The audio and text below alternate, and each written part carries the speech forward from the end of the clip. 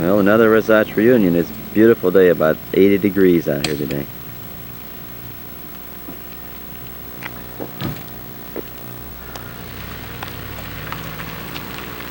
We got traffic coming by here. Like, guys get in? we went through the door, Ted. Well, yeah, but it's locked. No? You was through God was here and opened up for us. Who did? God. God? Yeah, God opened up for us. Will that work? Nope. That wouldn't work? There's a whole crew of people in there already. I know. We come halfway, then we had to go back home again. You forgot something, or?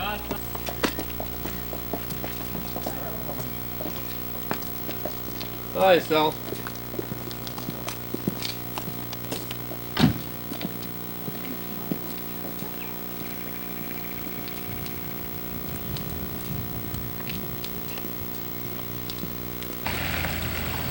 Are you ready for this? Usually people don't act up that much. How are you? Even here.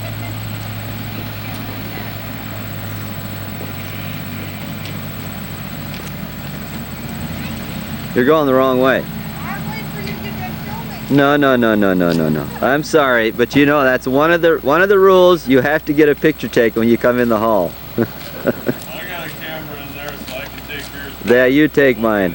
But you better be careful, because I break them real easy.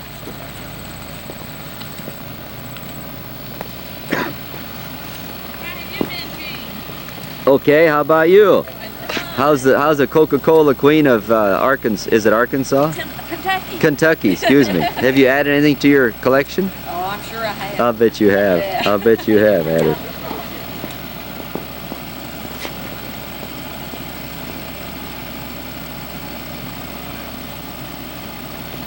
You must have, yeah, since...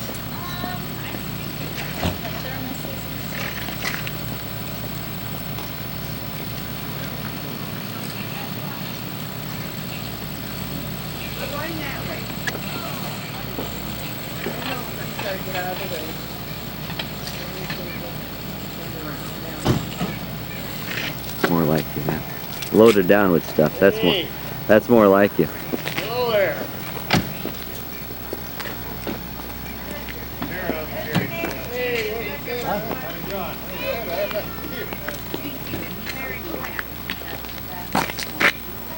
Here comes Audrey.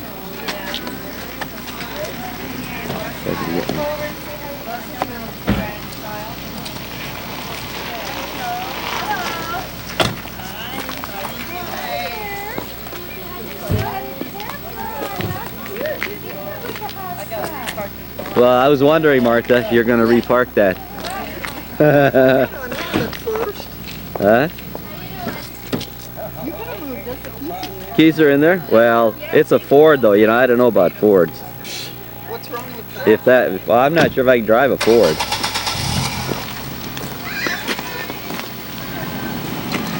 You awake? Yep, she's awake, she's crying. She's crying. Nope, she went back to sleep. Today. Huh? That's what she does good today. Cries? Yeah. Oh. You got a pain? Probably so. Maybe it's time to eat already. She just ate. Oh.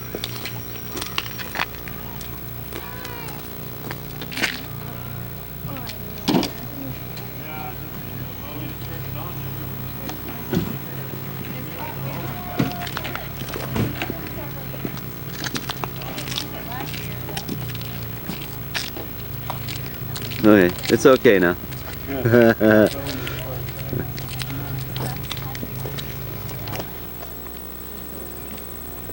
See? No different than any other year, is it? Not videoing. This year you got more people though. See how we added from last year? I haven't seen it yet. What's the little girl's name? Marissa. Marissa. How old is she? 10 months. 10 months. She drive a car yet? Not yet. Not yet. Not yet. Okay. That's Say nice. hi, everybody. Say, it's sunny out here, Mom.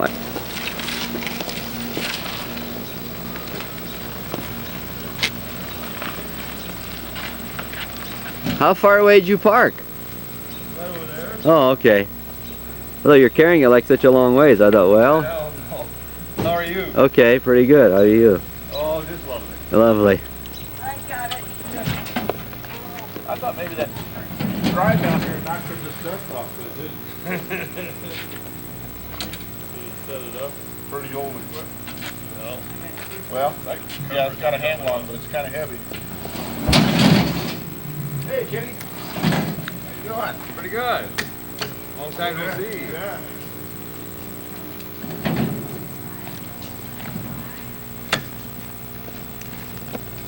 Hi, good looking. Huh? Well, hi there, Kenny. How are you? Real good. Hi, Martha. I can. How are you? I can. How are you? Well, just fine. This is the Martha Mom. This is Sal's wife. Carry that box in. Yeah. Oh, here's Jean right out here getting the picture of everybody. Gotta get pictures of all the good people coming in. You what? Gotta get pictures of all the good people coming in.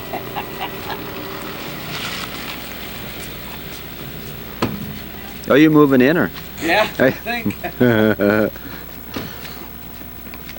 Hey, I like your hair. Thank you. I like your hair. Boy, that's sharp.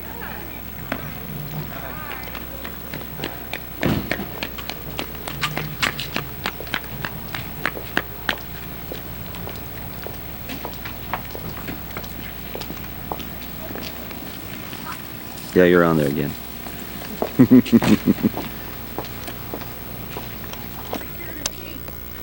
I forgot to turn my camera on.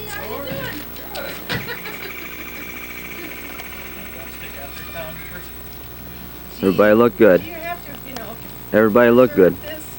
Everybody look good. Posterity. Yep. This is security. See posterior? No. You know, you done that last year coming out of church. I looked at the tapes and he done the same thing. Really? So apparently, oh, are you moving in? My goodness, look at all this stuff. Where's the eggs? Oh, yeah. Need some. Here's the lard. He's got the lard right there. All the lard out of it. Those cholesterol free then. Cholesterol free squatterki. All the lard out. She likes them.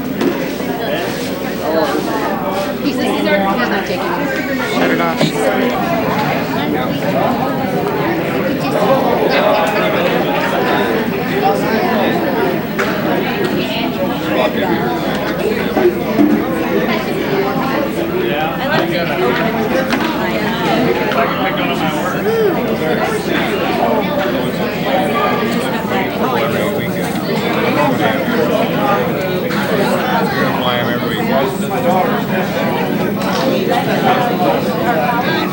Yeah, you were at the University of Chicago, that's why I'm That's why it cost me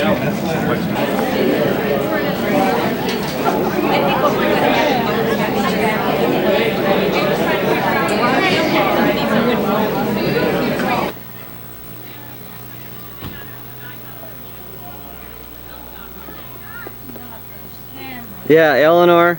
Yeah, you're right. I'm sorry.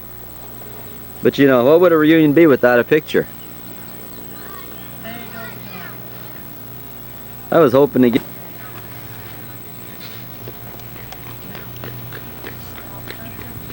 Reunion wouldn't be without pictures. Oh, go ahead. You can move. Come on in.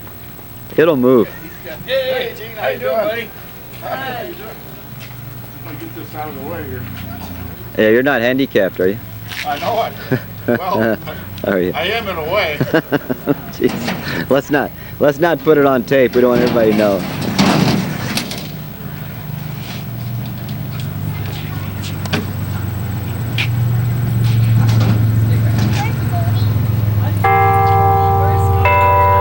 Oh.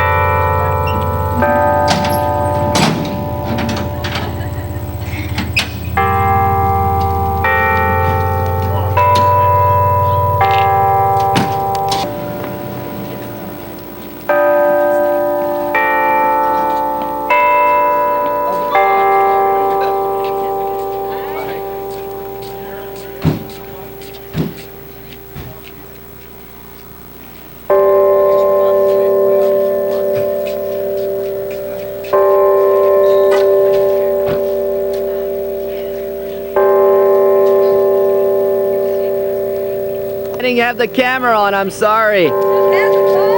Sorry about that. I got it on now, though. Where'd you leave that good-looking husband of yours? Where? Oh, there he is. Sorry. I would have missed that.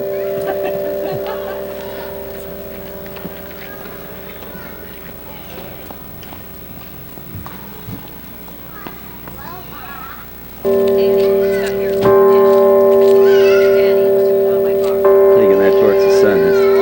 Hey, I'm supposed to walk here. She's hiding from you. I don't think you're going to eat all that, are you? You're going to eat all that by yourself? I didn't think so.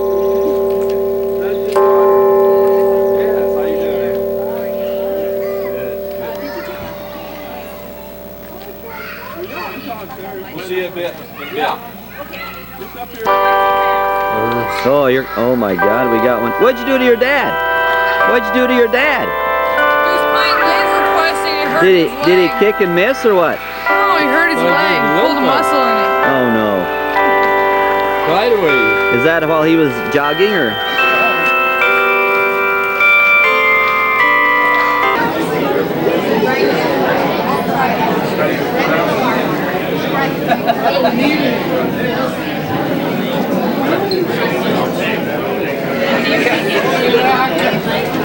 Maybe you don't need this one.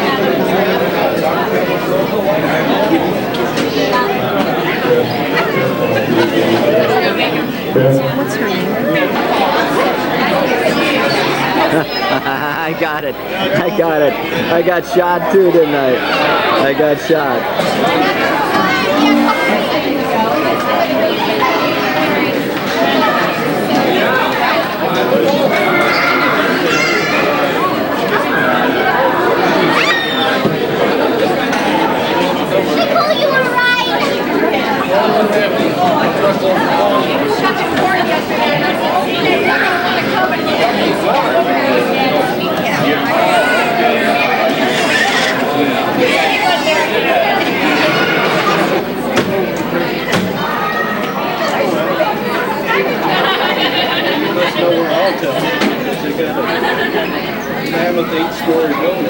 What is that? What is that? What's Grandpa making there? Huh? What's Grandpa making? Tell him shkwarki. You say shkwarki? Say shkwarki. I brought tomatoes, but I thought everybody. We got a whole bunch of that. You know, do you think we should cut? I think, yeah. Yeah.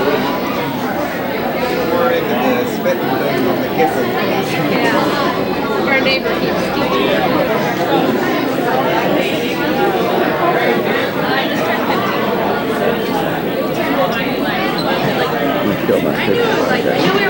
We'll have a little short program and hopefully we'll continue to visit. I want to welcome everybody here. We're glad everybody could attend. We realize that summer is an awful busy time and trying to coordinate jobs and family and work and other obligations to come to Reunion. We really appreciate everybody that's here. We'll continue to have them on a regular 2-year basis, and with everybody knowing that, you know, they can make plans. It's always going to usually be the last Sunday in July or the first Sunday in August, so down the road, you know, you can plan it that way. Daryl? Heavenly Father, as we come before you today as one enormous family, bless us all and those of us who are no longer with us. And bless this food that we're about to eat. And bless the cooks that made the food. And bless us who are going to eat the food. Amen. Just start 1 or 2 lines, one on each side of the table. That we don't spend a little bit of time together. So the agenda for the rest of the afternoon, I don't think we have to be out of here at any certain time, but we're not going to drag it out. But here's what we'd like to do. We'd like to have a little bit of a program, a little bit of explanation, and then as I spoke to some of you and as the committee wrote the letter to you to let you know about this.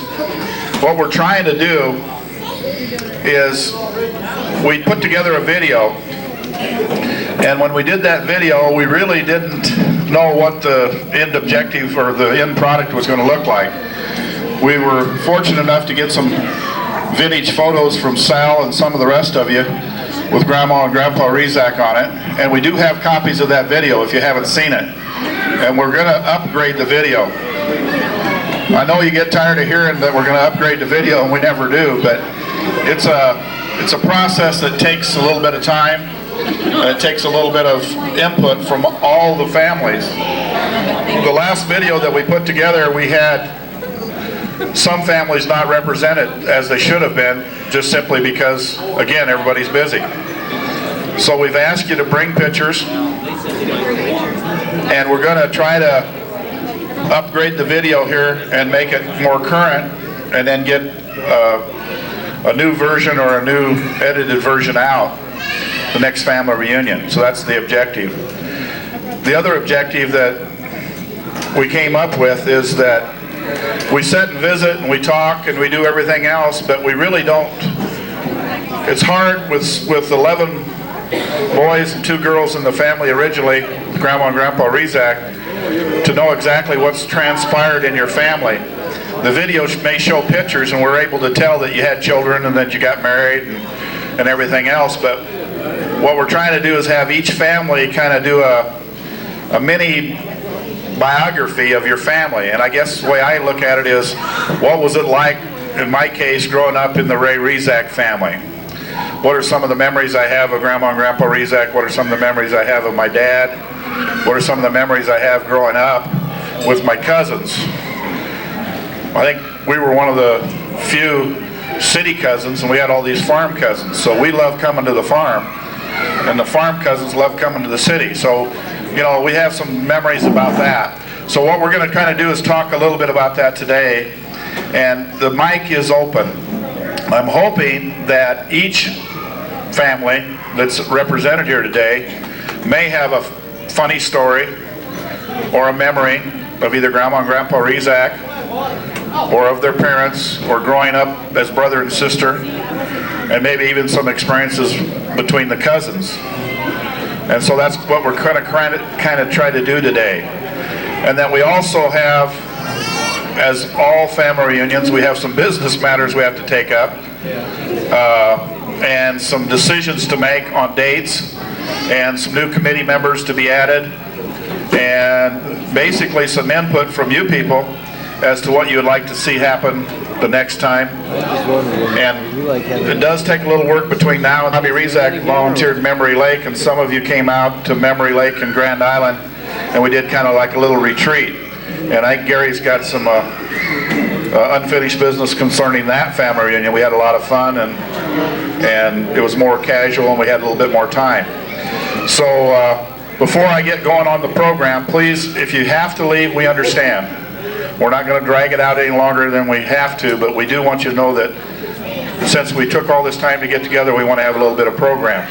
If anyone representing your family, and now when I say family, I realize we're all family, but when I say family, I'm basically categorizing everybody into 11 brothers and 2 sisters, and there should be 3 sisters.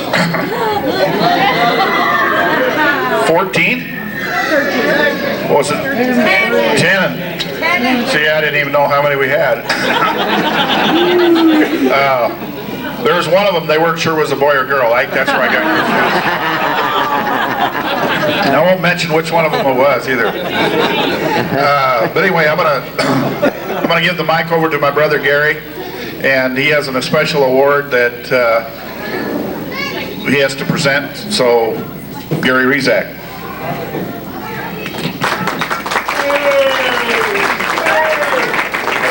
Thank you, Dick. For any of you that didn't go to the Memory Lake 3 years ago, we had a ball. We had a lot of fun. And hopefully Bobby and I will be able to do it in a couple years from now. At the Memory Lake, we had a fishing contest. And it lasted till about 2 o'clock. And lo and behold, Kyle Kovar caught the biggest fish, and he caught a 5.5 pound bass. Since then, there's never been a bigger bass caught out of that lake. I'd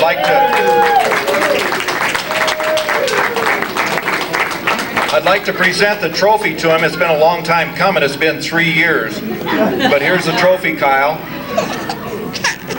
What happened? Congratulations. Sorry. You did a fine job. Through there? After that, I would like to make mention, after that, Anthony Rezac caught actually a bigger fish than Kyle. Not to take anything away from Kyle, but it was a catfish, and it was after the contest. So we had to present it to Kyle, of course, catching the biggest bass. And that was a very good job. Is there any other business we need to take care of?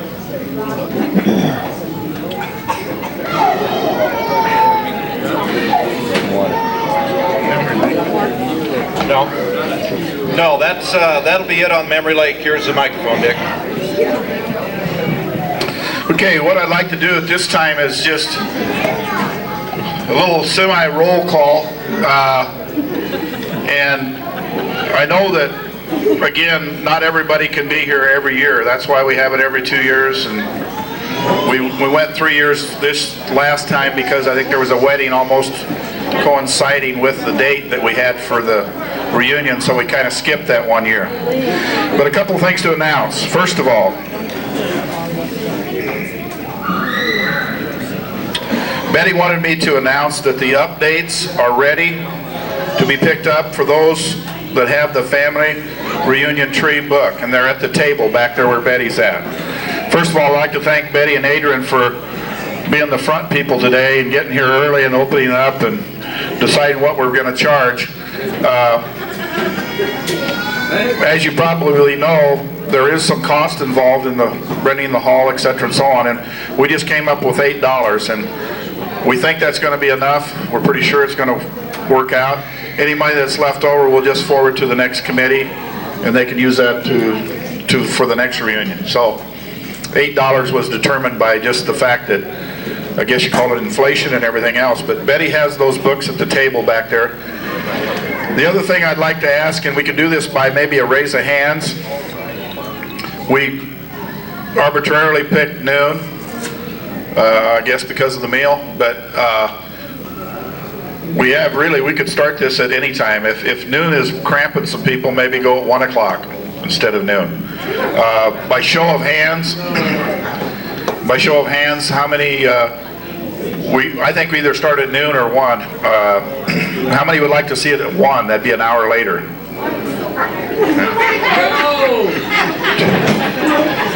Okay. Well, how many would like to see it stay at noon? Okay. Guess we got that answered. Next thing is the date. Again, why we picked this date, I can't remember. It might have been that the first time we had the reunion, that was the only date available. I can't remember. But with the fairs, the county fairs, and with everything else going on, I know there's some people here from the family that couldn't be here because we're butting heads with the Butler County Fair. So would you like to move this thing to either the 3rd week in July or 2nd week in August, or leave it at the date that we have, which is the last, usually the last, sometimes it depends on where it falls, obviously, but usually it's the last, closest Sunday to the last Sunday in July, so it might be in July, or it might be August 1st, or it could be August 2nd. How many would like to see it moved up? In other words, sooner in the summer than later? Raise your hand. How many would like to see it later in August, like a week after this weekend? Raise your hand. Okay, how many want to keep it the same weekend? Okay. This must be the perfect weekend, I guess. The way we're going to do the reunion committee, and I don't really know any real fair way to do this. A lot of you have served on it. We do need some new blood. So what we thought we would do, if this is acceptable to everyone, we put the 13 names of the Rezac families in a hat and simply draw 2 out each reunion, and then those 2 people go on the committee. 2 people drop off the committee. Now the reason why we want to do that is that if you've never done one, it's not like there's a tremendous amount of work, but you do have to do some things just more or less in planning if nothing else. And that way we would always have 2 people that are experienced on the committee and 2 people that would be new coming onto the committee, and then those 2 people that are experienced would drop off the next time, and then 2 more people would be added onto the committee. Is that acceptable to everybody? We got 13 names of the original 13, okay, and we just simply draw 2 out, correct? And then whoever you want to represent that family, I mean, it could be more, it could be 1 of you or 2 of you or more. But generally speaking, then that family would have to have a representative on the committee. Is that acceptable to everybody? That way we kind of pass it around. And then if you're fortunate enough to be drawn, you'll be on the committee. Do you want to do that now, Betty? Adrian can draw, or whoever wants to. Adrian don't want anything to do with the drawings. Okay. Somebody jump up there and draw 2 names. Daryl? Session, and I don't know who else.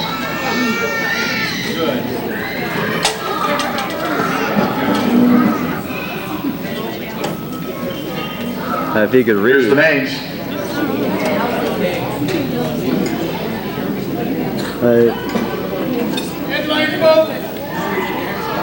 I'll let you get up here with the mic, Cheryl. Oh, wait a minute. Oh. It's his own. You're on it? It's his own. Oh no. We know, you know it's not affixed or rigged or anything. Oh my God. Family of Joseph Rezac and the family of Adeline. So before we leave today, maybe your families can decide who it's going to be, or I guess we don't have to decide today, but these are the 2 that'll be adding on. Okay, what I'd like to do is just have 1 member, as I read the families, if there's somebody here from that family, have 1 person come up, and then you can just introduce them from where they're sitting, okay? Stanley, your family? I can stand here? Oh, come up here. We know that not all the entire families are here, but introduce the people that are here today. And introduce yourself. I'm probably the oldest of the grandchildren also, and my dad is the oldest of the Rezac family. And I think if I brought my family, we'd have just as big of a crowd, because I have 41 grandchildren and 3 great-grandchildren. Say your name for the tape. My name is Marlene Benish. There you go. My husband is here, Leonard. We brought my dad, Stanley, Dad, Stan, and Leonard, stand up. And okay, and then 1 daughter, Joan Matulka, is here. She brought her grandson, Randy. That's all that come from my family. Well, okay, Russell and Deanne from my brother's family is here, Rezac, and they have, stand up, Deanne and Russell, and they have 3 daughters. Names? Mindy, Lindsay, and Audrey. Mindy, Lindsay, and Audrey. So that's who's here representing that side. And they're back there. And my sister Geraldine didn't get to come. She lives in Dorchester, and she has a son that's expecting twins in January. So they don't know what kind, for sure, what they are. I mean, yeah, know they're babies, but not what sex. But she told that to us, so hopefully everything will turn out real good. There's Randy. He's my grandchild. And can I say what I remember? A couple things? Okay, I'll take the floor for that. I remember my two uncles, Adrian and Eugene, were close to my age, and we did a lot of things that Grandma would have to take care of by scolding. And they usually got the scolding, and I was the grandchild. I got by easy. One time they put me or wanted to go on a chicken house, but I couldn't get down, and they took off running, so there I was on the roof. Maybe they don't remember that, but that's what I've been told. And we used to go to Grandma's, always thrashing when there was field work. Grandma would have kolaches twice a day fresh. Chickens were butchered in the morning, and we ate them fresh. And in the evening, the milk was cooled in a cistern, and Grandma would make chocolate with water and sugar, and that was our syrup, and we would have that for supper with that cold milk. And that was the best chocolate milk you could ever get. Okay, I guess long enough. Thank you very much. And by the way, that's exactly what we want, those kind of stories, because otherwise we're not going to know about some of these things, and it's important that we do. Okay, the Elmer, oh, one more thing. Thank you. That's all right. We are going to celebrate, Leonard said remind him, we're going to have our 50th anniversary August 27th at Valparaiso. We're having Mass at 3 o'clock, an open house from 4 to 6. Anyone that can make it is very welcome to come. It'll be 50 years. Congratulations. There's not many people that can say they have 50 years anymore. That's great. Okay, the Elmer Rezac family. Do I have a spokesperson from them come up?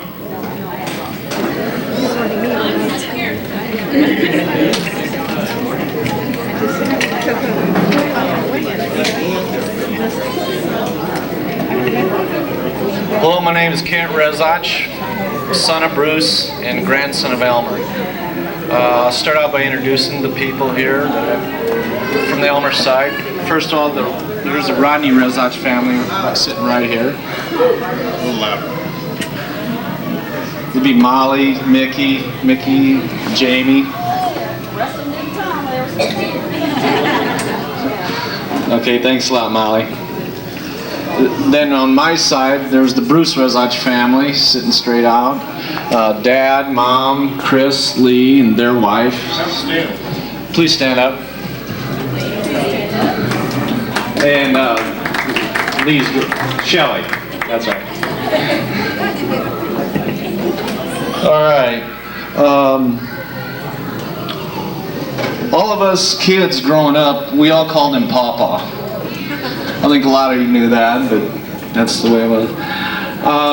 We lived about a quarter mile away on the same farm and spent many hours with him. He did a lot of things with him, and he taught us many things. Elmer was a jack of all trades. He was a good farmer. He did gardening, canning, carpentering work, mechanic work, and even baking. In farming, he was always in a hurry. I remember in the fall, in the harvest time, he would haul in the corn. He'd haul in the corn in trailers to put away in the bins. We'd have to stay clear of him because as fast as he was backing in those trailers, he would run over anything in his way. Papa, or Elmer, he would get up in the early dawn and make his famous pickles and pecani sauce. Those were two of his specialties. He raised jalapeno peppers, the hot ones, and put one in each quart.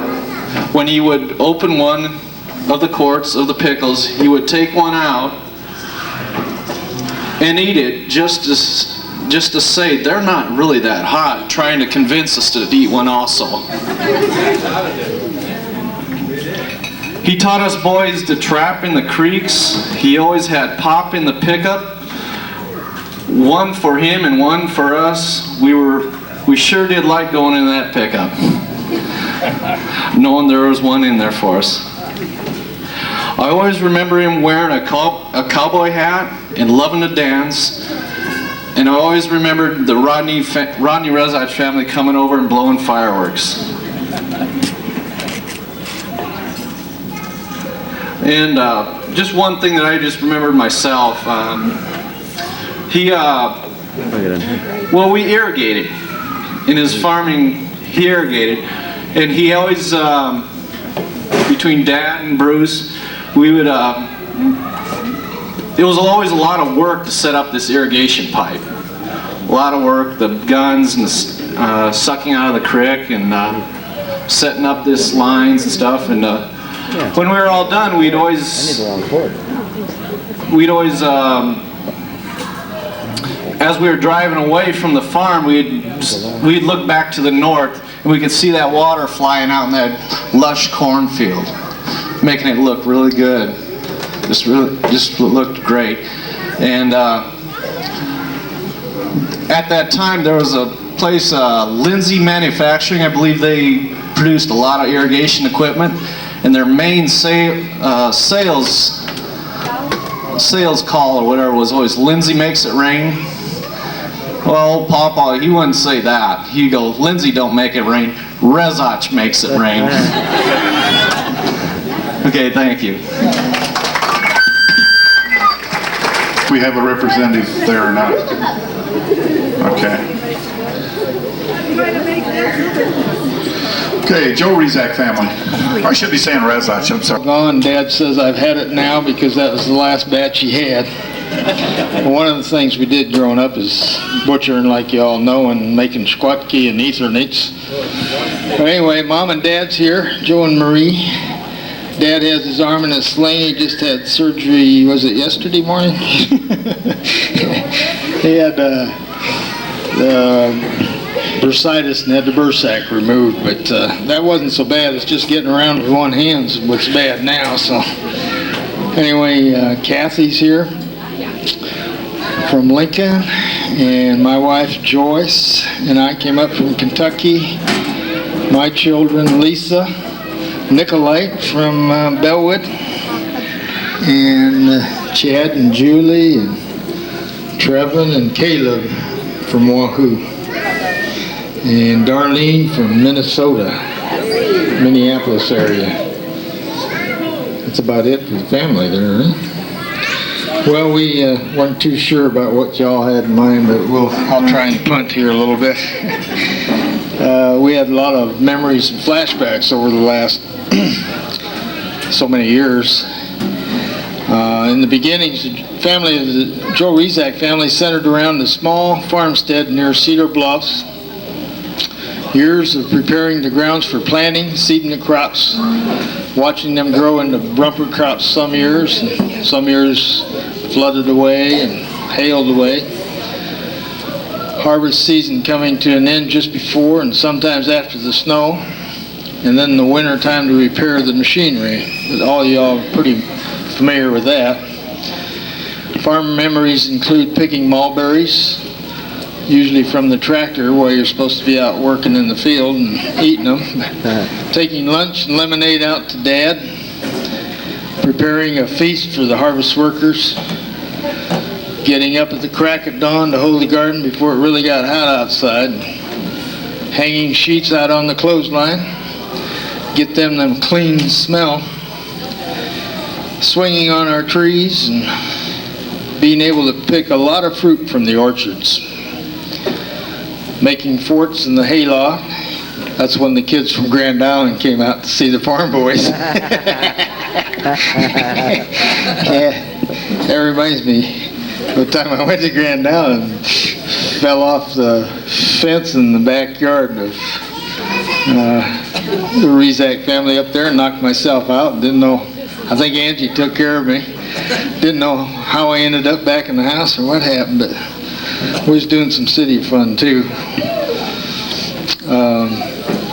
4-H played a big role in our life on the farm, including demonstrations and cooking, and the first pizza I ever had, Cassie made in one of her demonstration contests. That was a while back when pizza wasn't that popular.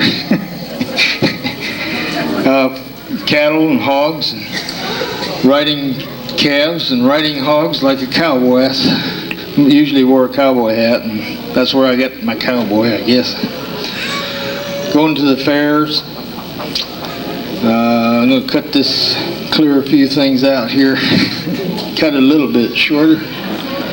Of course, I love dances. I think we all love to dance. It's kind of in the blood, huh? And the music.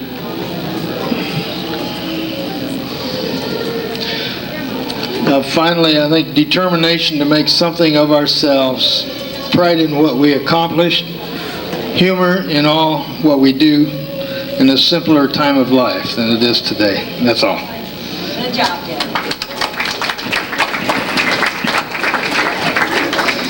Okay, very good, Daryl. Okay, Gene Rezac family. Someone want to be the spokesperson? They jumped. Wow. I'll bring my. Oh, got support system? Yeah, you can tell we didn't do quite as good on the notes. Chuck and I were working on this yesterday.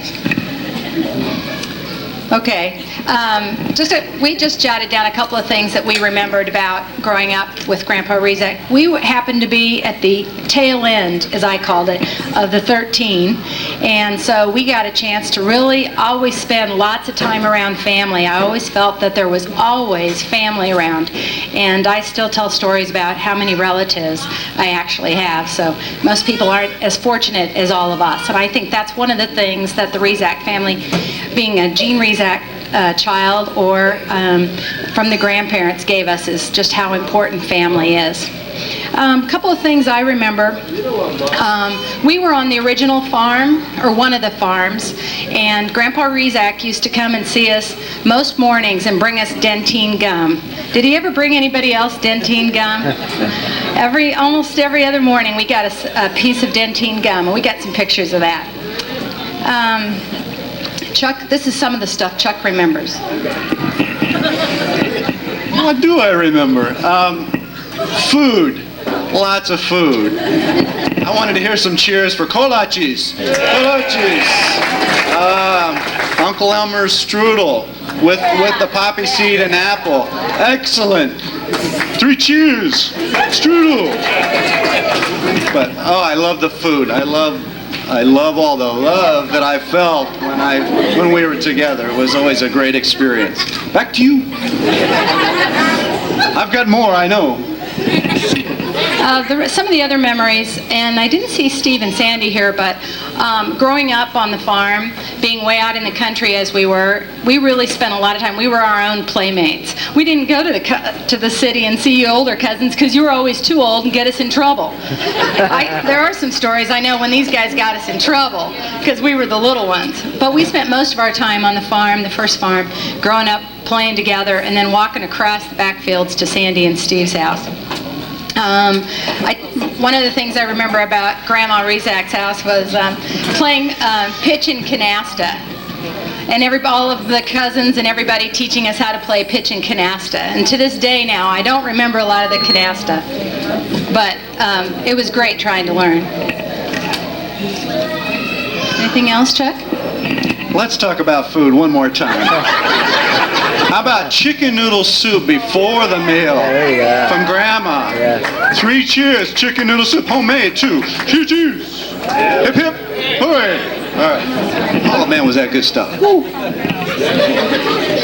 Okay, a couple of things from growing up as Rezacs. Then as we moved from the family, from the farm to Lincoln, we went to Catholic schools. Majority of us, most of the time at one time or another, a couple of country year schools, a couple of public school years, but we spent time. Well, one of the stories we have of 4 of us were in high school at the same time, and I'm sure many of you have similar situation, and we weren't exactly what you'd call the best teenagers.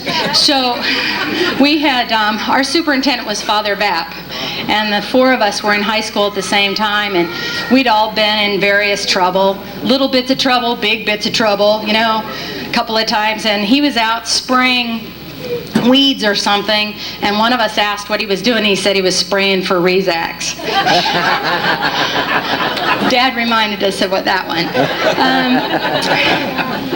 So you can imagine how happy they were when we were graduating. A couple of other things I remember about being on our own farm was Mom hanging lots of laundry. Whoever said that about lots of diapers, there was always diapers to be hung out on the clothesline, always lots of great food. Mom learned to cook from Grandma Rezac, so we were very blessed that we always had lots of kolaches and rolls and all the great things that now Mike and Leah, who are not here today, made for us.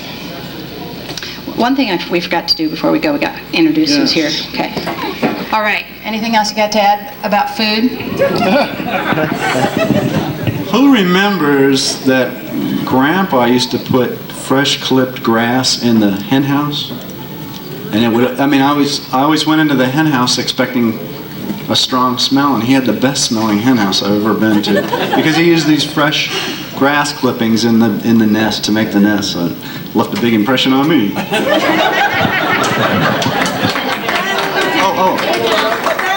Representing our family today, our immediate family, is my dad and mom, Eleanor, sitting down there, Beth Ann, my little baby sister, and her husband Mike, my wife Karen, my brother-in-law Rick, his son Caleb, my daughter Kelly, my son Ben, my nephew Jacob, and Olivia, my littlest daughter. And I think that's it. That's right. Mike's at the lake, Leah's in Arkansas, Mary's in California, Hank. Okay, here's a Hank story. Whoever sees Hank next. We've got this whole lot of corn to do yesterday. And Dad calls us up, and so there's all this corn to put up. My poor husband, who's never done corn before, he's like, the only thing he liked was we were doing beer while we were doing corn. Hank was supposed to be there at 8 a.m. to be started. We get there, no Hank. So we're in there, we worked all day yesterday freezing corn. Hank's dog had a toenail, sore toenail, and he was infected. So Hank stayed home. So the next time you see Hank, you ask him about his dog, hunting dogs. Hank and his babies out there in western Nebraska. Okay, that's it. Thank you. And it's great seeing everyone. I forgot to tell you, as we were coming up here today, we'd seen Hank. He was fishing on one of the lakes. So he waved as we went by. Okay, the Adrian Rezac family. Where's Betty? We're not going in order, I'm sorry. Betty, do you want me to talk for your kids? Oh, there's Betty. Okay, Betty, and of course Adrian back there. And Joyce is in Colorado, correct? Fort Collins.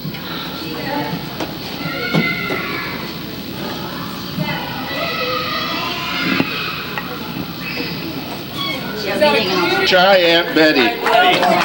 Shy Aunt Betty. Well, Joyce is naturally at Omaha at a community meeting. She missed them all this year, so she had to go there. She went there Friday night, and she'll leave today for Fort Collins. Father Keith, of course, he and Joyce both went with us to Alaska. We just got back Friday. So he's missed about 3 weekends at church, so he's kind of busy at home there. So I don't know if he's coming later on or not. Tell us where. Tell us where he's free. He's at St. Ledger's, Creighton, Nebraska. Adrian, do you have anything to say about what it's like to grow up in the Rezacs? I'm just an outlaw. I'm not. I think we should talk about your children. Tell them about me locking it down on the cell. Oh. When we were first married, we lived close to the home farm. And we had a cellar. And I was scared of every different thing that was down there. And I went down there one time. We didn't have a refrigerator at the time. And so I kept things down in the cellar. Darling here shut me in the cellar. And there was a toad on the steps, and I'm just about dying, you know. He's still your darling. You should talk about your children. What do I say about them? They're angels. No. Not always. Not always, Betty. They take after their mother. Well, that answers everything. I'm going to turn it over to somebody else now. Thank you, Betty. Thank you, Betty. Incidentally, I'm not going in any chronological order or age order or anything. I just wrote down all the names. And as you can tell, I wasn't real accurate because I had the boys and girl number wrong. But Sal Rezac family, who would like to be the spokesman? Sure. Yeah. These are my 3 grandsons. Chris is 24. This is Cody, he's 20. This is Cindy's voice. And Court, I pilot.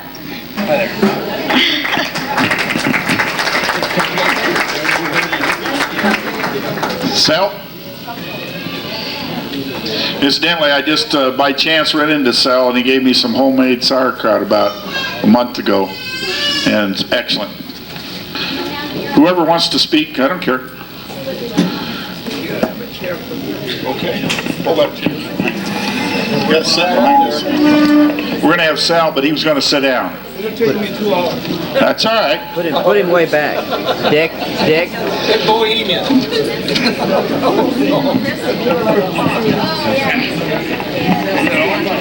Yeah. Boże.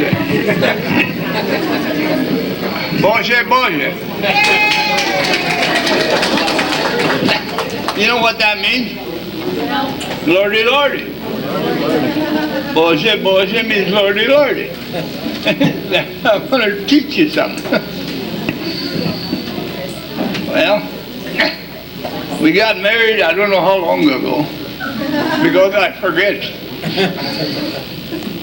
It's probably 40-some years ago.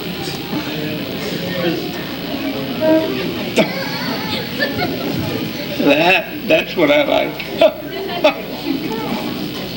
Oh my goodness gracious. Now I'm talking English. And I don't know how to talk English very good. You got it right. Well, I never learned.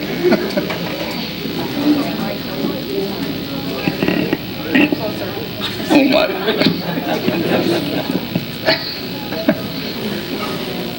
We had 6 kids, we had 5 left. Well, we had 6. You don't know. That's my...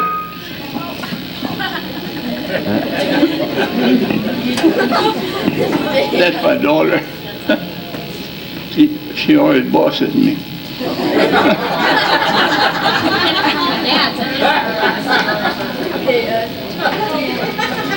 And I'm 80 years old.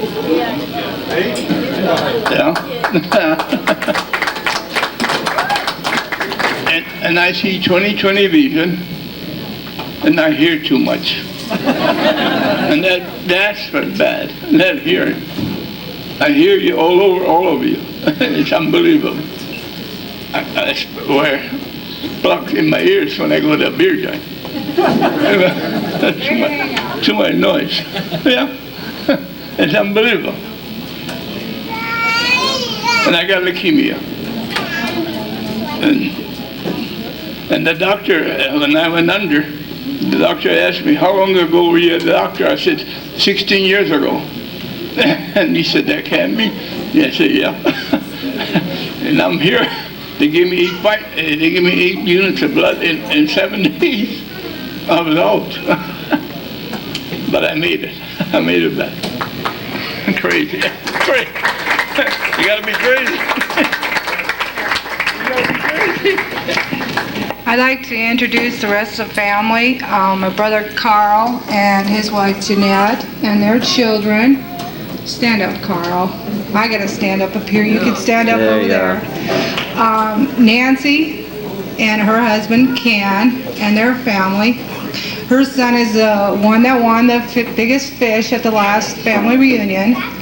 And my mom, stand up, Mom, my dad. And my husband with the camcorder right there.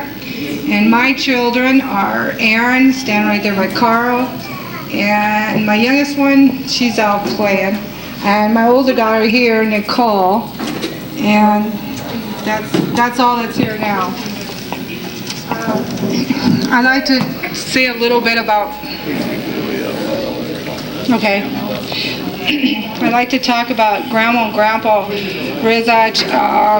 What my fondest memories were, we'd go to their place and she'd have this big canner on the stove full of grease, and we'd be making smudging geese. Those were my favorite. And we'd have this huge bowl of dough, and we'd roll it out, cut out the diamond shapes, and deep fat fry it. After we cleaned up the table and everything, and washed all the dishes, then we'd play canasta. That was our favorite card game. We always used to play canasta. And my daughter now is a computer whiz, so she plays canasta on the internet all the time. So it's kind of neat. My dad used to own a dance hall in Loma. Those were some of my fondest memories. When we were little kids, we loved the dance floor. We could slide across that all the way across. So we had a lot of fun times. A lot of hard work washing the floor, but it was fun. Yeah, you can say that. There also was that movie in Loma, so that was kind of neat. Dad got to be in on that. My mom and dad, they have a big garden, and Dad, he'll make sauerkraut. He buys like 200 pounds of cabbage at a time, so he makes a lot of sauerkraut. There we go. The Rezac family is a great family to belong to because we're always laughing, always joking, always trying to pull some practical joke on somebody. And Carl is a good one for that. He always was one on tops on jokes, so he's got some stories.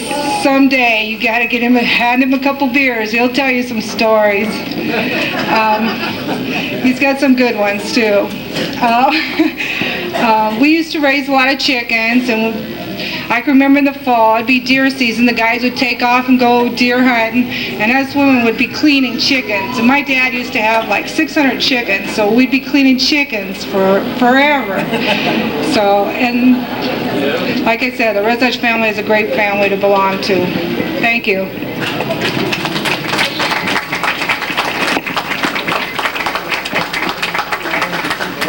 Somebody said that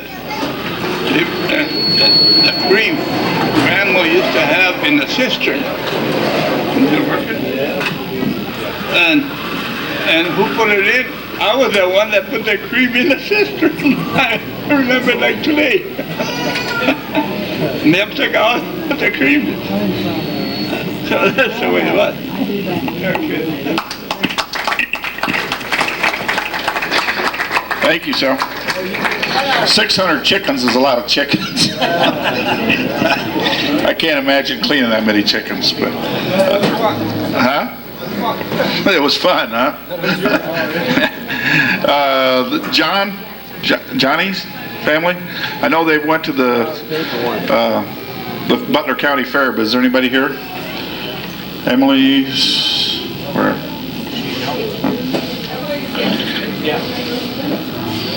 I know most of her kids are tied up on the fair this exact same day, which is unfortunate, but okay, Emily. Well, I have nothing to add, I guess. They're at the fair, Steve's are. Sandy was home, it'd be 2 weeks ago. Tuesday she came and stayed till Friday. And so I remember the smudginky too, and all the kolaches on the bed when we baked for the Trashers. I guess that's all. Thank you, Emily. Ernst's family? It's got to be. I've seen a bunch of them here earlier.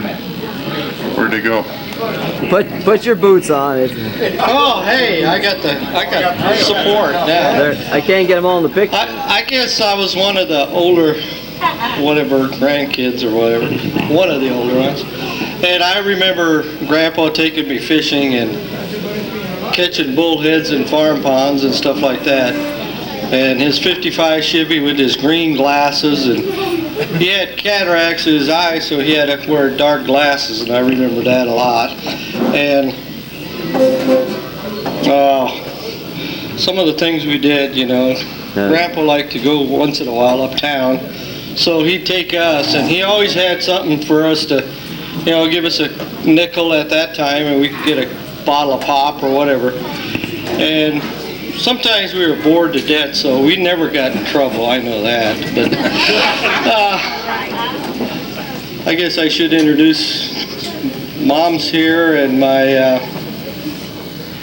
daughter and her husband is here, and my wife, Judy. Stand up, and Kathy and the 3 daughters. I don't know where the son is.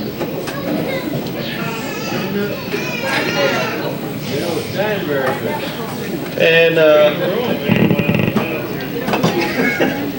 my kids are all over the country, except my one daughter's in Lincoln. But my son's in Tulsa, Oklahoma, and my daughter's in Texas, which she dearly wants to come back because Texas is a nice place to visit, not a place to live.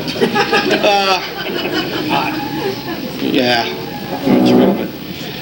And my one daughter forgot about the day, and so she's working at Amigos on 56th and Oshini. But she's getting ready to save up money to go to Japan. She's our little traveler. She's been in Australia, New Zealand, and all over. And go ahead.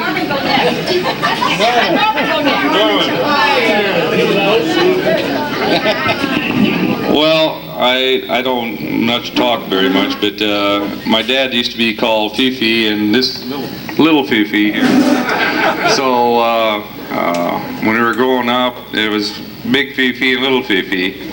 But what I remember most is the trashing bees on that bottom on that 60, where Uncle John.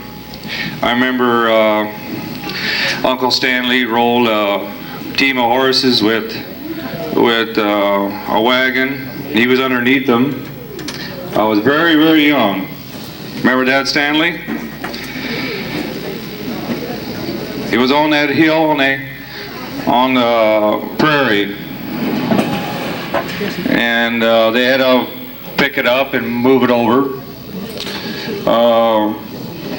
What else?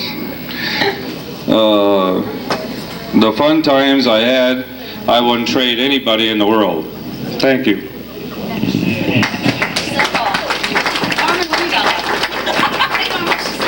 I got nothing to say.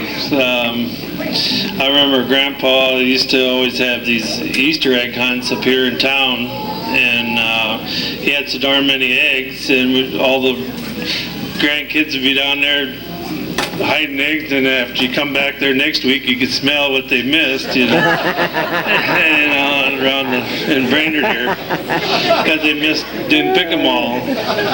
And Grandpa used to come out to the farm where we farmed up there by where Uncle Sal owns it, and then Johnny owns the other side. He used to just throw seeds on the ground on the end of the corn, and pumpkins and watermelons and that, and you had to drive around and not go over the corn so you didn't run out of the pumpkins and that. But he always planted them on the end.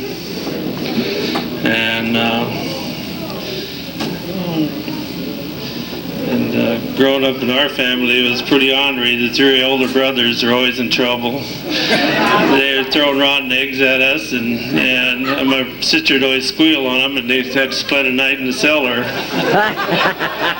And then we had bow and arrow fights, you know, with hook-played bow and arrows, and then they caught a bale on fire one time in a barn, and I was real little that time because Dad said, "I'm going to kick their butt," and they chased him out there, and I don't know what happened, but I think they had to eat a pack of cigarettes or something, I don't know, because they're trying to smoke in the barn. So I don't know, Dad run the maintainer, and he was good at it. So that's it.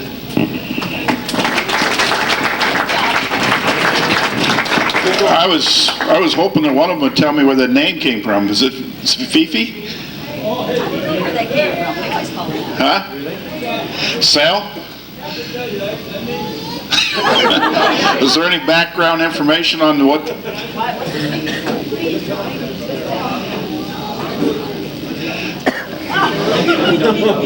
My curiosity was killing me. I just had to know.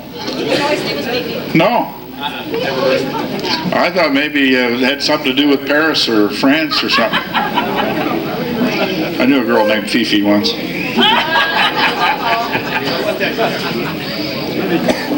We're going to hear the explanation of how Ernst got his name, or nickname I should say, and then we got Little Fifi too.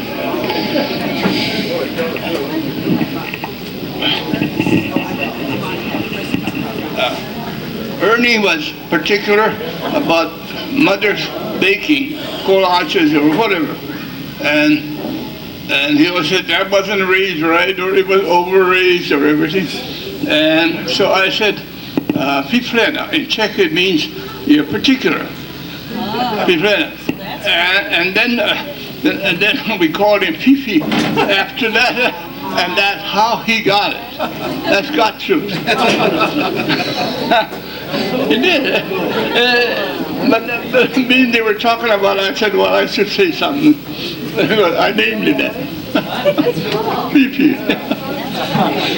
didn't know that either. That's all we ever called. It's funny how all the truth comes out, you know. Okay, Maria. Marie? Usually the girls go first. I don't know why I have the girls going last. Oh, you got him. Come on, Hart. Slide over. Thank you. You got to tell us about the injury? No. Okay. Well, having 10 brothers was quite a chore in itself, especially when it came to ironing shirts with the old saddle irons and baking 3 times a day. I was only, knee-high to a grasshopper, and I would mix these huge crocks of dough. Mother would set it on my lap, put in all the ingredients, and I would be stirring that dough 3 times a day. That was fresh baking 3 times a day. That was never less. And when it came to dressing chicken, well then, we raised at least 3 batches of probably 500 each. And then we still raised ducks. And butchering ducks, that was one of the hardest things for me. When I went to butcher a duck, I thought I cut his head off. Mother always says, you cut it on the top from the back. So I did that, and the duck came all the way around the coop and came right back towards me and still quacking, and I would just scream. It was a long time before I butchered another duck. And I do want to tell you that something the boys haven't said is when I don't know how old my dad was, they built a detasseling machine, and he raised hybrid corn. He was one of the first persons to have a detasseler, and we all detasseled. We'd all go out there and detassel corn. And he raised hybrid corn. And I'm surprised that none of the boys thought of that. So I have remembered getting on that machine and detasseling and always carrying these big 5-gallon buckets of grain across the yard and the water. You'd have to pump your own water. But the biggest chore maybe was ironing all those shirts. And if it was a pure white one, boy, you better not scorch it or I'm not wearing it. Back in the wash it went. So, and baking, naturally, I started real young, and I still bake kolaches. I baked 3 times since I come back from Oregon. And we had 2 orchards, picked a lot of apples, all different kinds of fruit, but naturally we had to climb way to the top to get that best one. And I used to be there too. You have something to say too? Well, the thing I remember about Grandma's, a lot of it's already been mentioned, but I remember the Easter egg hunts. She had a ton of flowers every place, and it was a good place to hunt Easter eggs. And Chuck mentioned the food. Nobody around here thinks about food, but I remember pot of that soup, that chicken noodle soup, at about every meal. And I remember Grandpa sitting there with his pipe, smoking his pipe after the meal, sitting in his chair with that little wooden stool that he had. He'd sit there and relax. And I remember the '56 Chevy, the green one. And he always had a few hens out there in the hen house that he'd go out there and once in a while send us out to pick eggs, and sometimes we'd be throwing them at one another. As far as with my parents, I remember the city kids coming out to hunt from Grand Island once in a while. We used to do a lot of hunting. I remember somebody mentioned the chickens. Mom and I used to get up and we a lot of times would clean 50 chickens before I went to school in the morning. Pluck the big feathers, and then she usually took care of the rest during the day. But we did that before I went to school in the morning. And I remember all the sweet corn that we used to have, and the big garden. We always had, 2 or 3 acre garden, and about anything you wanted in there. And hauling a lot of bales that we used to do by hand. Nobody did that anymore. But the farm life was pretty good, and I don't remember Grandpa or Grandma out on the farm. I was too young for that. I remember them in town, and Grandma was always busy baking and cooking, and seemed like all the time. She just didn't hardly ever sit down. And hand quilts and stuff that she used to make, she was whenever she did sit down, it seemed like she was always sewing either a quilt or doing some crocheting or something like that. I'd like to introduce my family. It's my wife Christy over there. Where's Cody? I don't know. One of my sons, Jeremy here. My oldest boy Marty is in Arizona right now. Chris couldn't make it. Cody is outside playing, just coming in the door. And if you want to know how this happened, I was playing Laser Quest Friday with this guy over here. Now I turned the corner and felt like somebody threw something, but according to the doctor, I tore a muscle. So I'm going to be laid up for a little bit. But he wouldn't miss the reunion, so he came back out to the reunion. I also want to introduce my daughter Gwen and her husband over here taking pictures. And there is Cody now sitting by his dad. And I also remember how my mother used to say, there's somebody turning the driveway. Hurry up, start mixing up a cake. Naturally, the cake had to be from scratch, but you had to have some food right away. There was somebody turning in the driveway. Or else, go out there and take that hook and throw out a few grains of feed and catch a chicken and butcher it, so we'd have some chicken to fry. Oh, we were never without meat, we either butchered pork and cut a big hunk of it off and baked a big pan, and same way with chicken, you put it in the oven and had the oven, you had to put in a lot of nice dry cobs. If you didn't have them, you didn't get it hot enough, but you fried that chicken in the oven in this big square pan, and when it was through, you took it out and sat it on top of the stove, stirred in some flour, and took milk and poured milk in there, and you had that good milk chicken gravy. And that's one thing we used to do a lot of. But my husband has been gone now for 3.5 years, but I finally realized nothing will bring him back. So you go on alone, and I do quite a lot of traveling. I have been even to Europe to 4 countries. And I go to Oregon, and I also go to Florida, and many other places. Oh, thank you. I forgot to introduce my sister who's sitting over here. She didn't want to come up here. My brother-in-law, this guy here with the camcorder. Twice. My niece Michelle back there, and her daughter Sarah, and Dale sitting right over here. Forgot about that.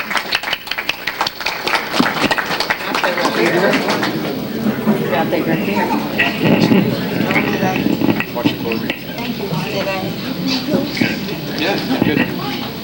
Good. I was one of those city cousins that came and visited John and Marie, and I can remember Harvey being just a little angel. I remember Marie saying, "Harvey, don't do that." Harvey was a little ornery. I think she made a homemade pie one time, and we were all sitting there, of course, Mom and Dad always tried to teach us certain manners and everything, and Harvey's over there picked up the pie and threw it at us. I don't know how old you were, Harvey, but you were ornery. Evelyn? I wrote ours down because I'm not as good at BS as the rest of the family. I have to have it down in paper. First, I'd like to introduce our family, if they would all stand. Say your name. Mom and Dad. Say your name. I'm Shirley, Evelyn, Ted's daughter. There's Mom and Dad, and my husband Rick, and my son Jason, his fiancée Teresa, and my daughter Kim, and my brother-in-law Dwayne. That's us. And Maddie, and then our 2 babies. We have 2 new babies this year. And Marissa, that's Noreen's and Dwayne's daughter, and Madison, our first grandbaby. Yes, our youngest son, David, is in the Marines. He's in Albany, Georgia right now. He's our baby. He's now 6 foot tall and size 12 shoes, so he's not much of a baby anymore. Here's just a little synopsis of, living on the farm. Living on the farm can be fun, but it's always been a lot of work. Mom tried to make things more interesting. I remember when I was very small, walking through the cornfields. I'd say probably 4 and 5. And she was cutting sunflowers, and I was much too young to do that kind of thing. So, I'm getting bored and starting to complain, and so Mom starts singing. And we sang Playmate, we sang every song under the sun to keep me occupied. But I think my love of singing probably came from that time. And we worked a lot in the garden. A lot of picking and canning and freezing. And of course, my least favorite, weeding. I don't like that to this day. But time together was spent around work, because that's what there's plenty of to do on the farm. So I would treasure some of the days when it would snow and we get snowed in, because then Mom and Dad would have to stay in the house and we'd play cards and do things together. And then those special times when it would rain, and Dad and I would sit in the garage and just smell the rain. And those times are still so special to me. And I love the smell of rain to this day. It still sends me back to that time. Sundays we always went to church. Now there's 2 masses in Loma. The first mass was like at 8 o'clock and the second one at 9:30. And we usually went to 9:30, and after church we'd go to the Loma Tavern. That's Dad fondly calls the 3rd mass. And I still remember, and this will really date me, but still remember getting probably a dime or 15 cents, and I could still get chips and ice cream both. And then Sunday afternoon was always visiting with family. And we had a lot of family to visit, as you can tell, and played a lot with the cousins. Oh, and we got into so many things. And I was an only child at that time, and so, I was kind of laid back, and well, I won't do this and I won't do that. I had a lot of boy cousins that would convince me that otherwise. And I remember sometime being convinced to climb to the top of the corn crib and jump into the wheat granaries. And it's like, oh boy, I'm standing up here, what the heck am I doing? But got in a little bit of trouble for that, but I'll leave those cousins' names out of the picture just so we don't bring back any bad thoughts. Anyway, holidays, especially Easter, were the neatest. Going to Grandma Rezac's, I probably can't remember anything we ate, but I sure remember that huge pot of eggs that she would cook. And then we got to color all of them, and the oldest cousins would hide them. I still remember the favorite hiding place. Anybody remember? The where? I remember one, the gutter in the back porch. The gutter, you'd slip them up there. And poor Grandma, I mean, she'd be finding eggs in July. You know, not too fresh, but, you know, yeah, she'd still be finding those. Growing up in this family and having the wonderful parents that we have, I feel really blessed to be able to share our life with all of you.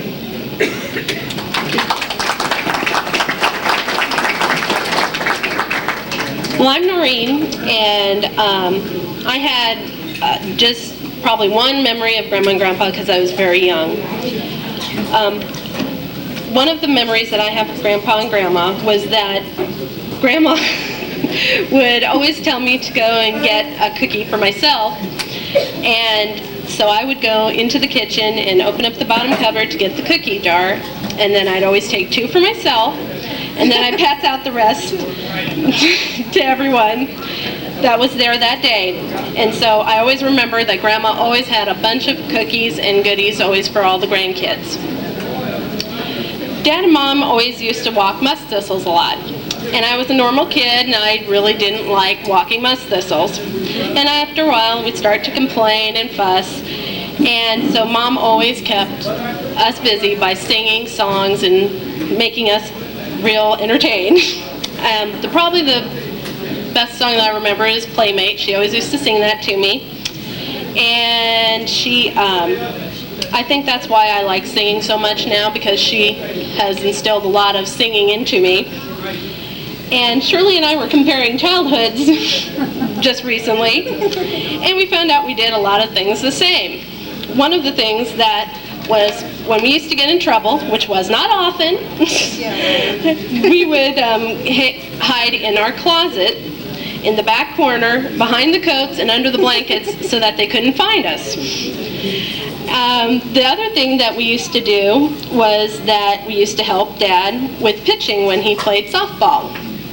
And neither one of us liked doing that. And we cried every time because we had to be the catcher and we had to catch all the fastballs that came in. And so now we have catcher fingers to prove it. And another thing that I really remember is after getting home from church, Dad and I would always fool around and do karate against each other. And especially the times that Dad would always tell Mom that I ate a whole big line of bars, which I didn't do. And he's always been a great teaser, and that's where I think I get my great sense of humor. And another thing that I always remember is Mom cooking. She always cooked, and I think she got that a lot from Grandma, and she has always had great food all the time. And I guess that's what mostly I want to say, is that I've grown up in a great family, and I'm glad to be here.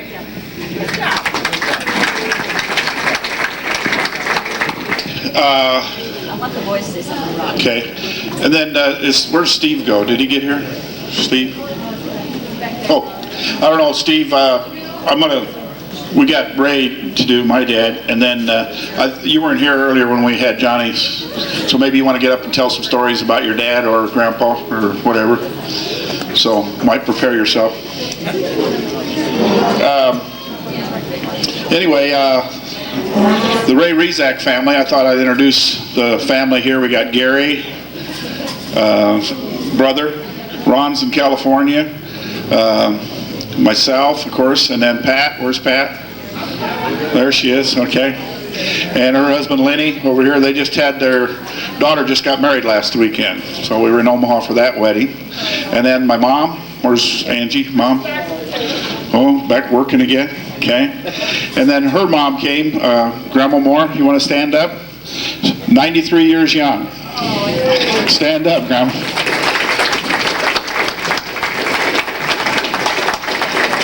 Grandma's lived with us as long as I can remember. I don't know when it was for sure. But anybody else from the family? Oh, Steph? Where's Steffi? Steffi is Gary's daughter. She's here. Bobby had to work. My wife had to work. My kids had to work. You know how that goes. But anyway, I thought I'd just kind of talk a little bit about my memories of Grandpa and Grandma, and then let Pat and Gary talk also. But I can remember the city cousins coming to the farm, and I can remember Ron, my brother, every time we'd go buy anything that smelled like cow manure. Of course, everybody else was rolling the windows up. Ron would roll them down. He loved the smell of cow manure. I don't know why, but he did. But I can remember going to Grandma and Grandpa's, and one time we surprised them. I don't think they knew we were coming. That's why Marie's story about somebody's turning in the drive, better hurry up and get busy doing something. I can always remember with Grandma, there wasn't a simple meal. I mean, it just was a 7-course meal. You started with soup, and then you had, she had 2 or 3 meat and potatoes and gravy and dumplings and sauerkraut. And then you had 3 different choices of meat. And then I'll never forget one time I can't tell you how old I was, but we went out there and she says, come with me. And she's always talking like that, you know, and of course you go. So I went out to the deal with Grandma, and she says, catch these chickens. I catch a chicken, you know. I'm thinking, this isn't going to be easy, especially when we didn't have much to do with chickens in Grand Island. She goes over and gets this wire, and boom, boom, she's got 2 chickens. She hands them to me like I'm supposed to hold on to them, you know, and they're still alive. You know, we used to, when we wanted chicken, we went to Kentucky Fried Chicken. So anyway, I can remember this, and she's boiling water, and we're butchering them. I'm going, man. Anyway, she would prepare the entire meal from scratch, from the time we got there to the time we left, and you'd just be amazed of what she, you know, every step that she made was, or every step she took was just for a purpose, and she had the whole meal put together, and just, you know, I just couldn't believe it.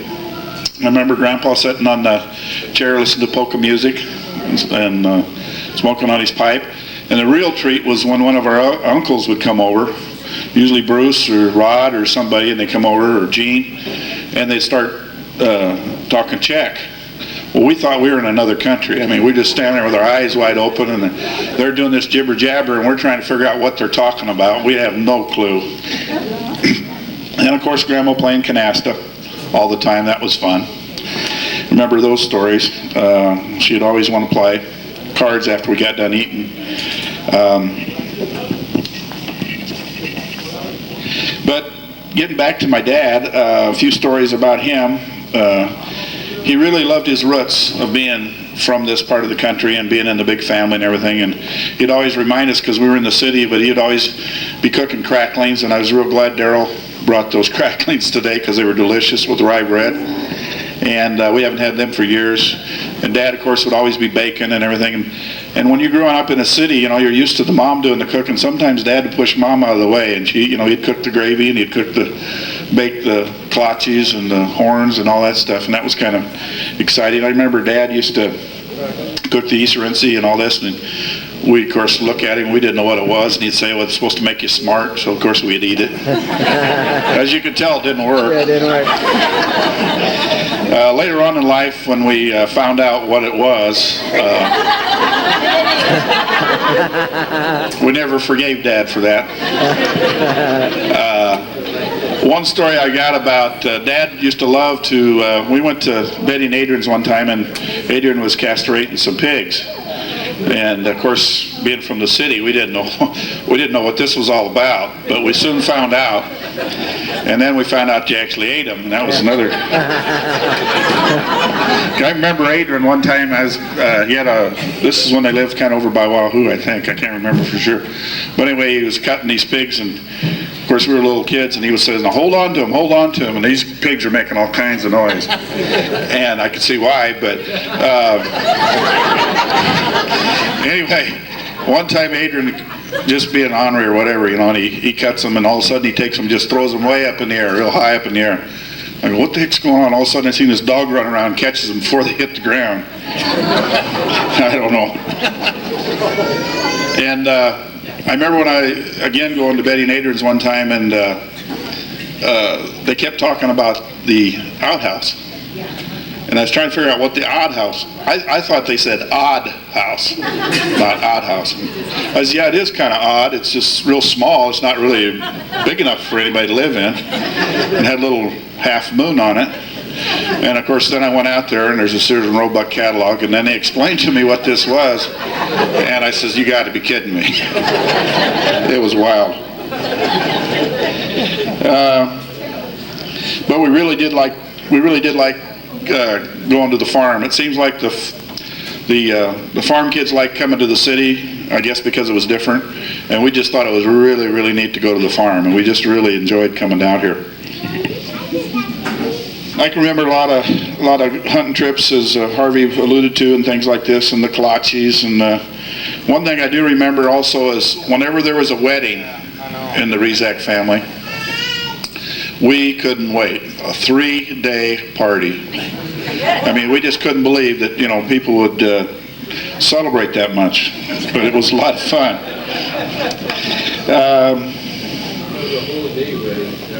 I'm going to let Gary and Pat kind of give their memories. Hold it. Well, first of all, I'd like to introduce my daughter, Stephanie. I know.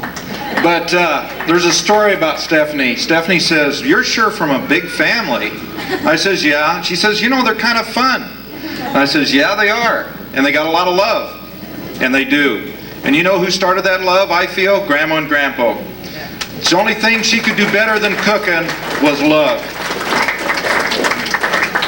I remember I was one of the youngest cousins that went to the farm from the city. And I'll guarantee you, the cousins here just couldn't wait to get a hold of me.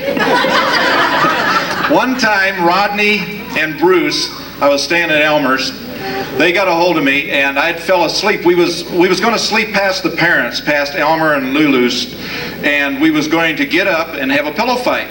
Well, I fell asleep, probably from the hard work that day that I wasn't used to.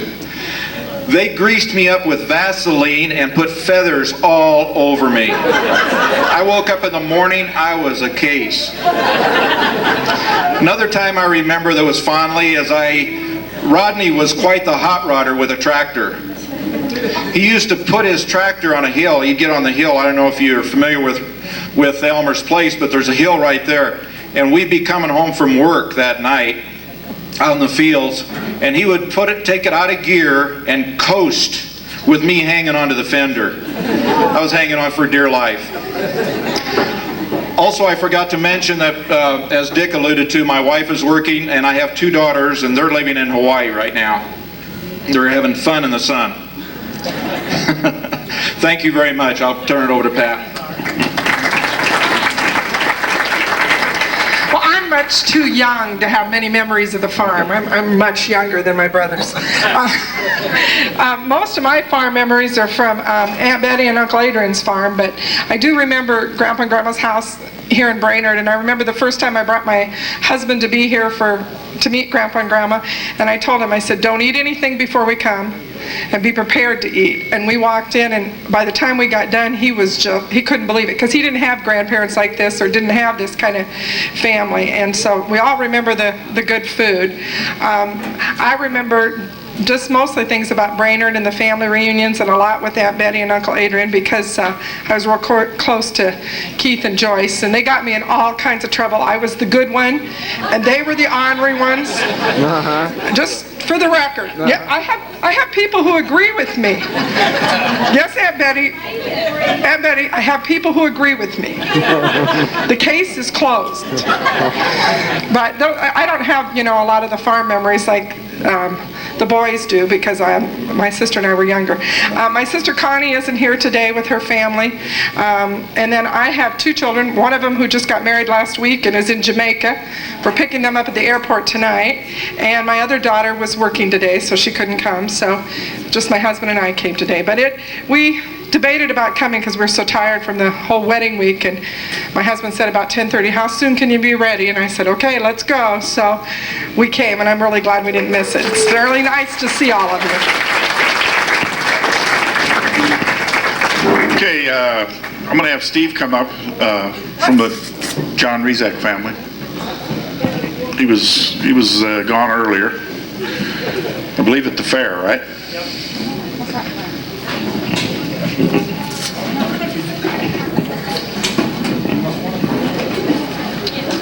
I may be repeating a lot of things, but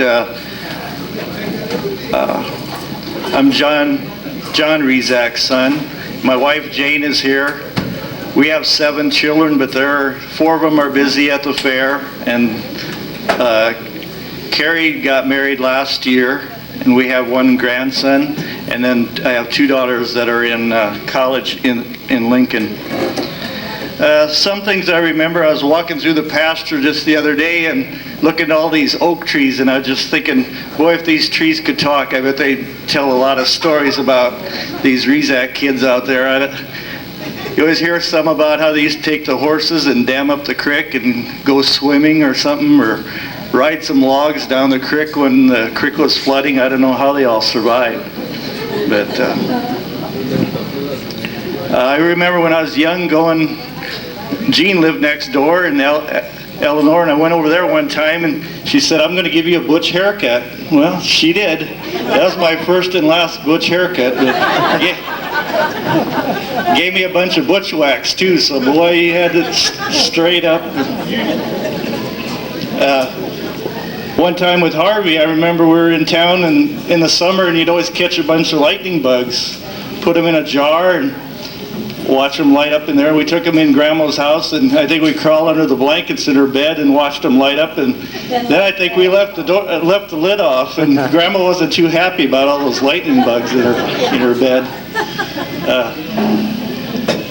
I remember it was amazing to me when Grandma, like when it was evening, when she'd brush her hair, she had such long, beautiful hair. She had I don't know how many strokes, but she always had to brush her hair. It was really something. Of course, Grandpa by his radio listening to the polka music. Now that'd be hard to kind of find on most of those stations. It's Mexican music. Yeah.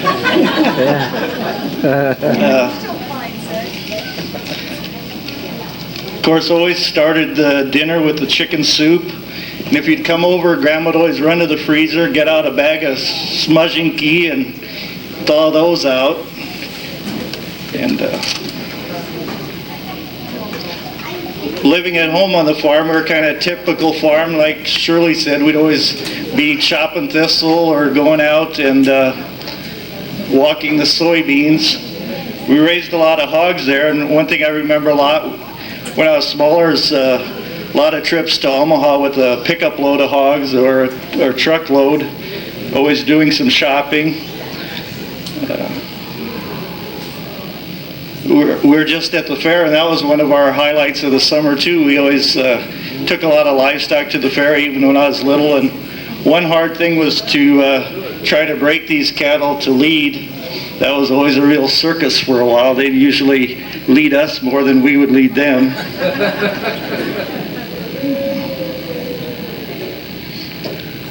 Always at Grandma's house, I know Shirley, we used to have fun upstairs playing some games in the cold upstairs. It was really interesting, those rooms that were in that old house. Pezina's up there, and let's see. I think that's about all I think of right now. Thanks, Steve. I guess at this time we would like to see if there's anybody we missed or anybody that has something to say for the good of the cause. Okay. For Rod. For Rod? Yeah. For you guys.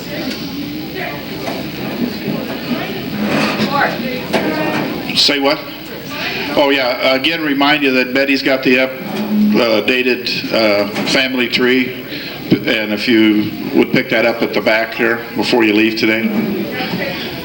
Okay? Stay behind me. All right. I'm Cody. Rod was my grandpa. He passed away not too long ago. But I got a lot of good memories. My most fondest one was always going out to his farm that he had out at Brainerd, somewhere around here. He always took me hunting. Had a good time. He always made fun of me and Jamie because we couldn't hit anything. I remember one time me and Jamie were going hunting for a quail. We brought back 2 dove. We weren't sure what they were. He's like, these are a little out of season, but we'll eat them anyway, I guess. But we always had a good time. I mean, like everybody says, you always ate good in this family. A lot of love. We had a good time. That's about it. There's Jamie. I'm Jamie. I'm the youngest of the oldest grandchildren, I guess. My grandpa was my best friend, and I remember growing up in my grandma's house. My mom was working 2 jobs trying to raise me right, and stayed at my grandparents', and we always went to the farm hunting and everything like that, and we'd go mushroom hunting and everything. We went out and tried to shoot down some mushrooms, and my grandpa and I took about a box of shells or something, and I tried to hit it, and he tried to hit it, and we wasted about a whole box of shells, and finally had about 10 shells left, and about the last 2 he finally shot it down. We came home to Grandma, and he goes, tell her who shot this mushroom down. It was about so big, and I go, Dead-Eye Rod did that. That's what he said, and I guess I'm really gonna miss him.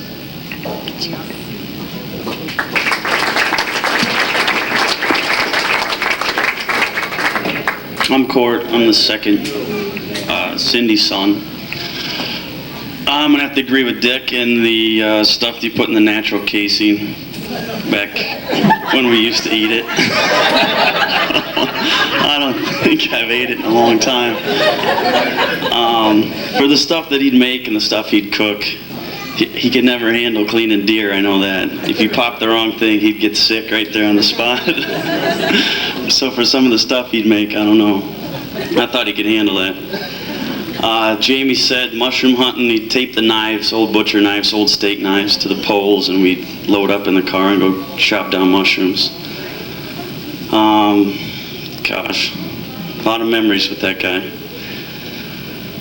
What else do we do? Grandpa'd sit in the house late at night and watch movies and see a rabbit out the window or something, and go outside in town, middle of the night, and pop it off with a 22. Just to have a late night snack. I don't know about him. Contagious laugh. Yeah, the contagious laugh. What, Grandpa? Oh, the contagious laugh. Oh, Laughing and a high-pitched laugh. Yeah. I do? He does. I don't know. I better turn it over to Chris. Chris has got some good memories with Grandpa.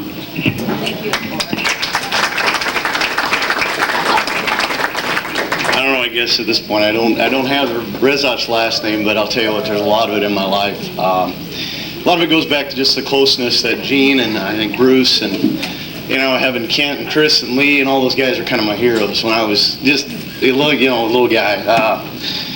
They were always hunting the deer and doing things I wanted to do and trying to hang out with them, be as close as I could, but I always noticed how close the family always was when I went to the farm. Grandpa Elmer was always, it seemed like these guys were more brothers than they were the grandfather-son relationship. They were all together wherever they went. I couldn't really tell the difference between them. When Gene came there, I didn't realize, really that Gene was the uncle. It was more, he was just the right hand to Grandpa Rezac or Grandpa Elmer, the whole bit. And I just have a lot of that there's so many memories, it's just unbelievable. Always having the rabbits that they shot, had them in the combine whenever it was time to go combine. You never got in that damn combine and there wasn't a rabbit or a pheasant laying on the floor of that thing. And there was never one time. Just those things that I remember about just the Czech and the Bohemian background that I wouldn't give up for the world. I just wouldn't do it. What else was there? There's always the cattle. The cattle, that just really got me. When I was first come up there, Grandpa Elmer had such tame cattle. It was unbelievable. He could darn near just go out and call them, and they'd come and follow him wherever they went. And it was something that he carried on after Grandpa Elmer was gone, that Granddad had those cattle, and it seemed like they knew him just as well as Grandpa Elmer. And there again, you don't have anybody changing the rank. It's just the same thing all again. Everybody was just one on the farm, and there's no way to put it. These guys were a close-knit family, and this whole family, I think, is close-knit. I really do, all the way around. Everywhere you go, everybody's a Rezac, and once you're a Rezac, it doesn't matter where you go, you're a Rezac, and everybody accepts you. That's just a feeling that I'll never give up. I can't find it in many places in this world. In the year 2000, growing up, I'm only 24, and I can know that you guys know I'm not that old, but the memories I've gotten and being on the farm and vaccinating cattle and castration, all that stuff, I've done all that, but yet never really lived on the farm and really got to know that stuff. And like I said, it's just a great family, and it's really great to be here. Thank you, guys.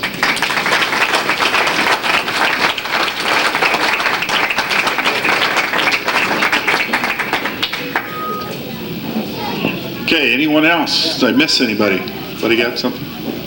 Okay, what I've done is, again, apologize for keeping you on hold on this video, but what I've brought is some yellow envelopes, and if you have any pictures that you want, I know we missed some people in the first video. If you have any pictures, if you just put your address on the outside of this envelope, and if you have your names on the back of the pictures, then when I do the upgrade on the video, and I'll make sure you get these back, so that you'll get them back as soon as possible. What I'm going to do is basically, for those of you that are familiar with this, and I'm learning a lot about it, is I'm going to scan them onto a computer disk, and then that way I'll have them on a permanent file.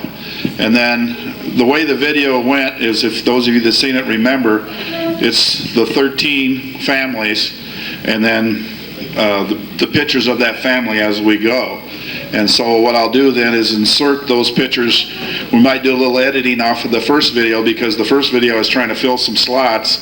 So I maybe use some pictures that really weren't my choices at the time, but it was all I had.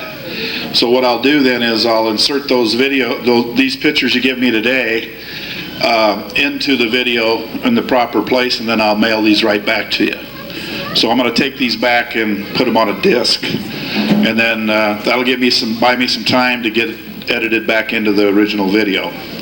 So these will be up here, and if you just put your name and address, and then I'll just get them back to you as soon as we get them put on the disc. Who's going to stay on with you? I'm going to stay. I don't know who else. Gary, you going to stay, or who else is? The original committee was Carl. Right now, I mean, the family reunion committee is Carl, Sister Joyce, my brother Gary, myself, and Kent, I think, was on it, right? Yeah. So I'm going to stay. We need one more of those people to stay. And then we drew the two names that are going to be on for this next time. And usually what it requires is just a telephone conversation. Shirley? I'm sorry, would it be okay if we scan them and then email them to you? Because we can do what again now? Scan the pictures and then email them to you? That way you wouldn't have to send them back and it would cost you postage. Yeah, the only thing is I've got to scan them off of my scanner. I'm not sure I understand. I'm not maybe computer. You can send them and download them onto mine? Yeah, but you gotta be on the internet. You're not on the internet. Yeah. Do you have internet? No. Well, off and on, depending on if I paid my bill or not. I was on it for a year and never used it, so I went off of it. I don't know if we have the capability to receive it or not. What I've got at work, which is not at home, is I've got a scanner which I can put it on a disc. So. They can download them. They can have them on a disc and give it to you. Yeah, you can do that. Yeah. Yeah, if you don't want to release your photos, and you send it to me on a disc, then I can get them off that disc. Yeah, right. That would work. However you want to do it. It's not critical if you don't have them here today. It's not critical that it has to be done today. What I want to avoid is what happened with John and Emily. They sent some pictures, and I think we still got them. We haven't got them back to them, and I want to get them back to him as soon as possible. I don't want to hang on to your pictures for a year, in other words. I want to get them back to you within 30 days or less. So, but the end product will be worth it, I think, once we get it all together.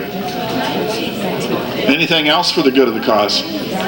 Sure enjoyed those stories. I really, really enjoyed the stories, and I think a lot of you on the way home today will probably think of some other ones. And so when we get together again in 2 years, it doesn't hurt to refresh the stories you just told us. You'll think of some other ones. I know I forgot a few of them. And I can remember Uncle Elmer. You guys were talking about Uncle Elmer. I used to go hunting with Uncle Elmer, and whatever he was doing, I don't care what it was, if he was working in the field or whatever, I'd pull up, he'd jump out of whatever he's doing, he's going with us. He'd go in the house, and he went in the closet or someplace, he gets this gun out. It's a pistol. I think I told this story to you before. And I'm looking at the pistol, and I says, Uncle Elmer, what's that? He says, oh, this is my gun. And I go, Elmer, I says, we're hunting pheasants. You got a pistol, this isn't going to be easy. Oh, that's all right, that's all right. And you'd have that pistol, and of course it was loaded. And so anyway, Uncle Elmer, we're out there walking in one of the fields, I can remember this, and we're hunting pheasants. It's pheasant season. We have license to hunt pheasants. And a deer jumps up. Uncle Elmer says, shoot him, shoot him, shoot him. I'm looking at Elmer, and I kind of look at him. I go, Elmer, I've got a shotgun. It's out of season. I don't know how many years in jail I get. He pulls out that pistol, and he's banging away at this deer. But he was a lot of fun. I don't know of anybody that was more fun than Uncle Elmer, especially when you got him out in the elements out there, you know. And one time he was driving his pickup, and I figured we'd turn around and go back the way we came, you know, on the road. No. He went across the corn, across the rows in that pickup. Our heads hitting the top of the pickup, and he's just going along, just no big deal. And I says, how long does your trucks last out here? But he was just a tremendous amount of fun, really was. Anybody else want to say anything? Again, we want to thank everybody for coming, and please don't leave. We're in no rush to get out of here that I know of, but we know you do have other commitments that you have to take off to, and be sure you pick up the book. Adrian's back there, or Betty somewhere, and hopefully you signed in, and we'll probably, if after today, we'll see you again in 2 years. I think our deal was we'll have it every 2 years. Is that right? Yeah. And then if anybody has any other creative ideas or inputs or things you want to do, you know, I always thought with this many people in the family, we ought to have some talent. Like somebody that can sing or whatever. Well, beer drinking, we know we have that talent. I mean, you know, next time maybe somebody bring their guitar or their drums, or, you know, we entertain any and all entertainment. So if you want to put together a little skit or an act or whatever. Well, thank you. And again, I think the overwhelming theme that I get from the family is how fun it was to be growing up as a Rezac and have that ancestry and memories and everything else. And hopefully we'll continue to make some. Thanks to everybody for coming. Committee for putting on a good last 3 or 4 years, I believe. Thank you to the Ray Rezac family.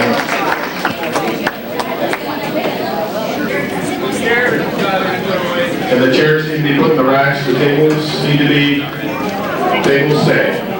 So anybody that could stick around and help would appreciate it.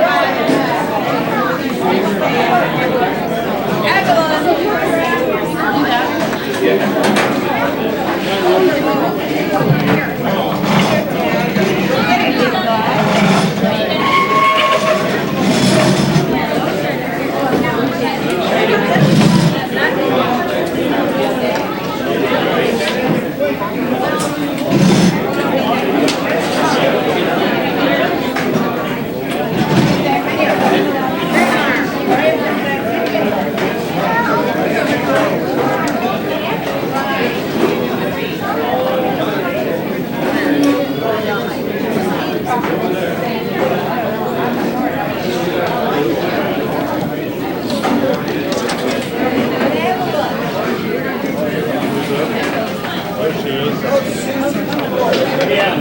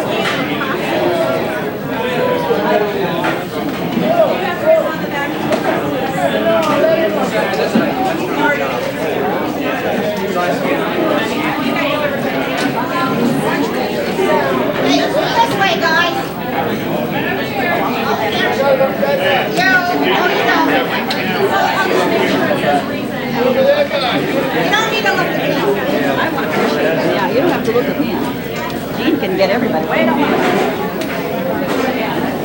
Take another one.